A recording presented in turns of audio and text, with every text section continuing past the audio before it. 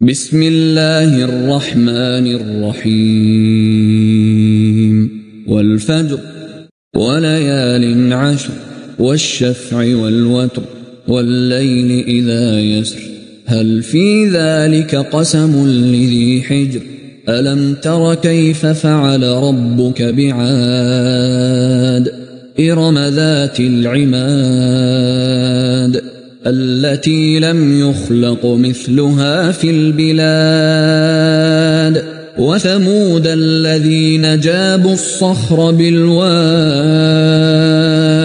وفرعون ذي الأوتاد الذين طغوا في البلاد فأكثروا فيها الفساد فصب عليهم ربك سوط عذاب إن ربك لبالمرصاد فأما الإنسان إذا ما ابتلاه ربه فأكرمه ونعمه فيقول ربي أكرمن وأما إذا ما ابتلاه فقدر عليه رزقه فيقول ربي أهانن كلا بل لا تكرمون اليتيم ولا تحاضون على طعام المسكين وتأكلون التراث أكلا لما وتحبون المال حبا جما كلا إذا دكت الأرض دكا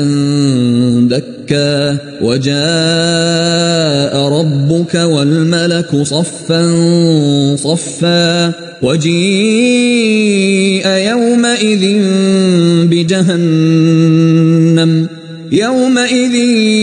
يتذكر الإنسان وأنى له الذكرى يقول يا ليتني قدمت لحياتي فيومئذ لا يعذب عذابه أحد ولا يوثق وثاقه أحد يا